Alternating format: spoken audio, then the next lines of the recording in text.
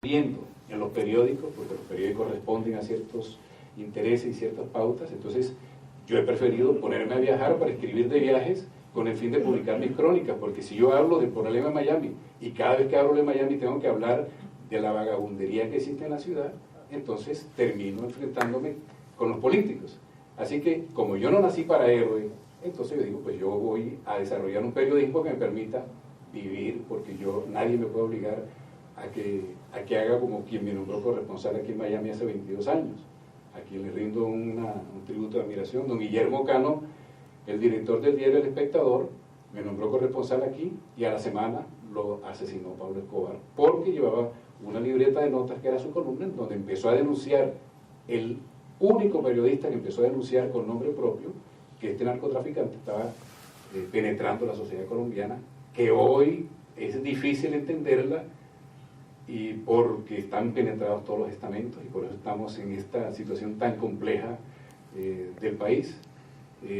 Juan de Dios Unanue fue mi compañero, fue mi primera misión. Yo a las 24 horas que estaba aquí, mi primera misión fue cubrir el juicio de Carlos Leder, el primer extraditado, así que fue compañero mío en un hotel en Jacksonville. ¿Por qué fue compañero? Por lo que tú planteas. Ese periódico, a quien yo le agradezco que me haya dado la visa de periodista para venir aquí, no me podía pagar $200, $300 para pagar un hotel, sino $50. Juan Manuel Unanue llegaba de Nueva York y tenía carta abierta para pagar $200, $300 para una habitación de un hotel. Me dijo, vente y compartimos el hotel. Entonces son las diferencias. Así que yo creo que, claro, hay una gran crisis del periodismo, pero es que es una crisis de la sociedad. La verdad se ha perdido. Ya hoy los políticos nos mienten y los periodistas seguimos ahí diciendo mentiras, ¿no? Siendo cómplices de lo que estamos viviendo. Así que es un gran cuestionamiento de lo que estamos viviendo hoy. Así que es un tema muy interesante. De todas maneras, me satisface mucho que planteemos esto y te quiero felicitar porque es el gran drama que estamos viviendo hoy. Los medios están informando lo que les conviene, ¿no? Es una cuestión de rating, el concierto, todas estas cosas. Entonces, estamos viviendo en nuevos tiempos. Yo creo que lo importante es tener la visión de qué está pasando para saber que no somos tontos y que tenemos que vivir y comer de alguna manera, de manera que, como digo, lo importante es saber qué está ocurriendo para saber en dónde estamos parados. Gracias. Muchas gracias por la presentación, fue realmente excelente, la he estado siguiendo con toda atención.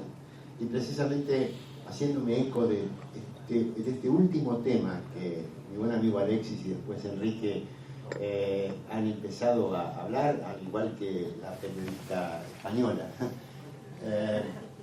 Precisamente, yo no soy periodista, pero sí soy contador público y gran parte de mi vida he dedicado mi vida a la auditoría. La auditoría es muy parecida. La auditoría no es ni más ni menos que dar fe pública de los estados contables ante un montón de lectores totalmente heterogéneos. Básicamente existen muchos procedimientos, técnicas y normas que son muy parecidos a lo que ustedes, de alguna u otra forma, a los buenos periodistas emplean. Independencia de criterio, ustedes hablaron de objetividad, la obtención de documentación válida y suficiente que de alguna u otra forma constituyan la base del informe, que es en este caso el dictamen del auditor.